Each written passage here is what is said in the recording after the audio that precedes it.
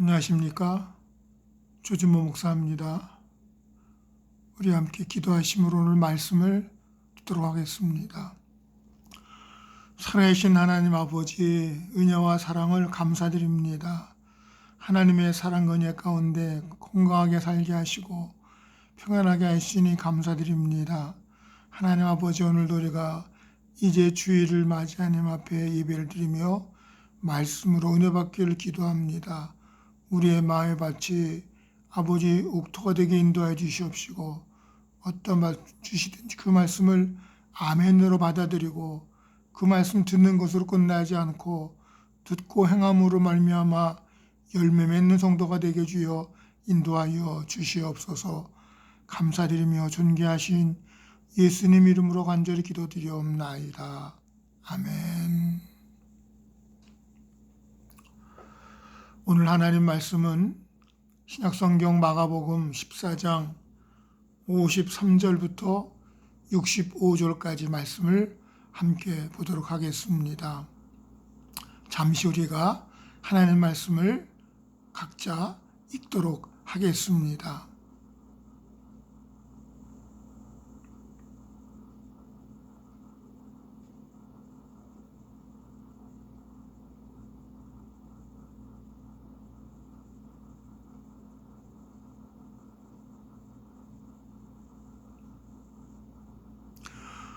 오늘 말씀의 제목은 공회 앞에 서신 예수님이 되겠습니다.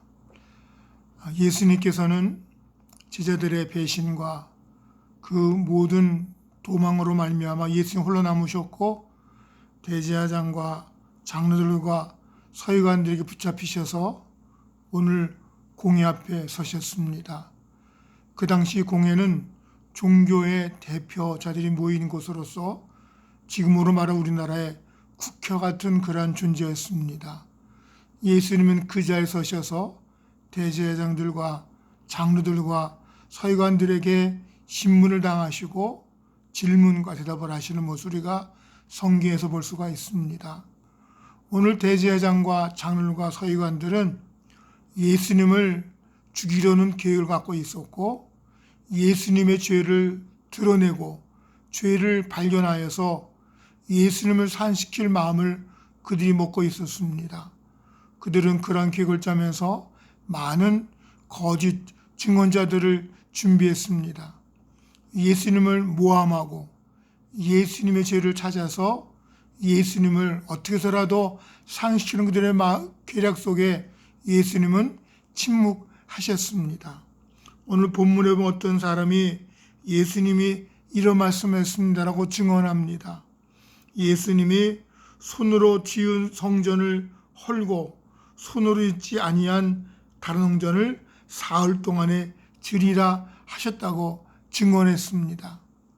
어떻게 성전을 3일 만에 지을 수가 있겠습니까? 있을 수 없는 일이었습니다. 그러나 이것은 예수님께서 하신 말씀 가운데 예수님의 고난과 죽음과 부활을 의미하는 3일 만에 부활하리라고 하는 그런 깊은 뜻이 있는 것인데 그들은 그 말을 오해해서 진짜로 성전을 허물고 짓는 것으로 생각을 하고 오해했습니다. 그러나 그 증언도 그들이 서로 맞지 않고 오해가 불러 일어났습니다. 그러자 대제사장이 예수님께 묻습니다. 왜 너는 아무 대답을 하지 않느냐? 사람들이 너를 치려고 하고 증언하지 않느냐라고 물었습니다. 예수님은 거짓 증언자들 앞에서 하실 말씀이 없었습니다. 왜냐? 그들의 말은 너무나 허황되고 헛된 것이기 때문에 대답할 필요가 없었던 것입니다. 그때 제사장은 예수님께 묻습니다. 내가 말하기를 내가 찬송받으실 이의 아들 그리스도냐라고 물었습니다. 즉 찬송받으실 이, 즉 하나님의 아들 그리스도냐, 즉 메시아냐라고 물었습니다. 예수님은 그 질문 앞에 내가 그라고 대답을 하셨습니다. 덧붙여서 예수님은 인자가 권능자 우편에 앉은 것과 하늘 구름을 타고 오는 것을 너희가 보리라고 말씀하셨습니다. 예수님의 이 말씀은 장차 이 상황이 끝나고 하나님 이 땅을 심판하시고 하나님 나라가 완성될 때 예수님께서 하나님 보좌 우편에 앉으신 것과 또한 예수님께서 구름을 타고 이 땅에 구세주에서 오실 것을 말씀하셨습니다. 그러자 대제사장이 자기 옷을 찢으면서 말하기를 우리가 더 이상 무슨 증언을 요구하리요 말하면서 그가 즉 예수님이 신성 모독하는 말을 했다고 외쳤습니다.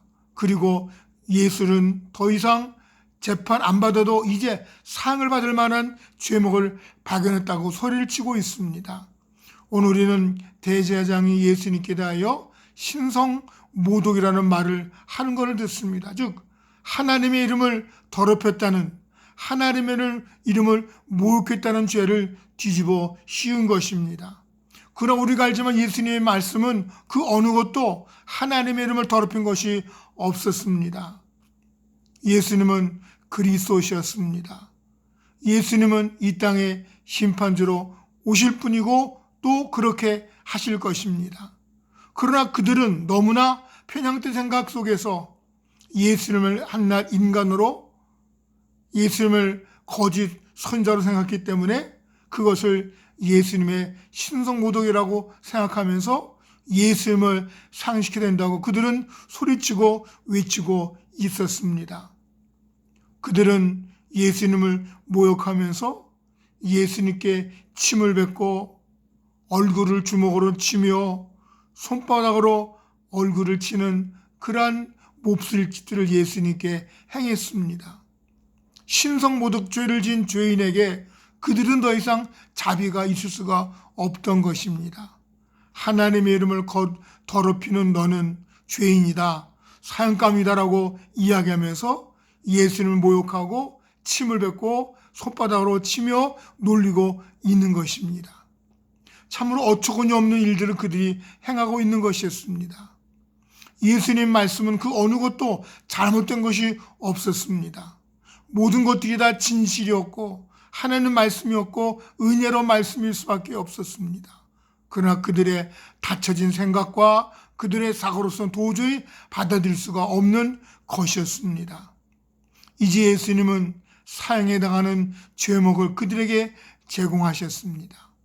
대제사장과 장로들과 서기관들은 이제 예수님을 빌라도에게, 총독에게 넘겨서 그를 상시킬 준비를 하고 있는 것이었습니다.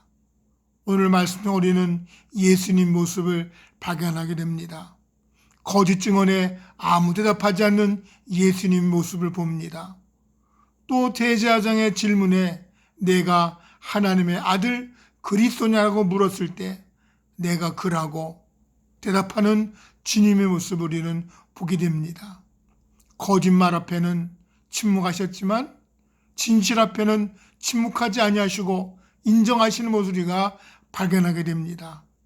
예수님은 찬송 받으실 이의 아들 그리스도 구세주 메시아임을 우리가 알게 됩니다. 이러한 진리 앞에 대제사장은 신성모독이라고 침을 뱉고 손바닥으로 주먹으로 치는 죄를 그들이 범하고 있었습니다. 어처구니 없는 일이었습니다. 예수님의 이 모든 것들은 다 예비되어진 하나님 말씀이 이루어진 것이다 되는 줄로 믿습니다. 이제 예수님의 십자가는 멀지 않았습니다. 점점점 예수님 십자가는 예수님께로 다가오고 있었습니다. 함께 기도하시겠습니다. 하나님 아버지 은혜와 사랑을 감사드립니다. 오늘 예수님께서 대제사장과 장로들과 서기관들에게 붙잡혀서 신문을 당하십니다.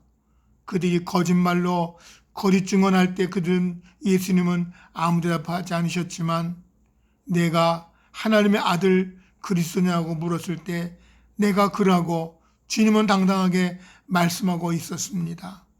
하나님의 진실 앞에는 거짓을 구할 수가 없었기에 주님 인정하셨고 그대로 받아들이셨습니다. 그러나 그들은 그것을 신성모독이라고 하나님의 이름을 모욕하고 더럽혔다고 침을 뱉고 손바닥과 주먹으로 예수님을 치는 모습을 우리가 발견하게 됩니다.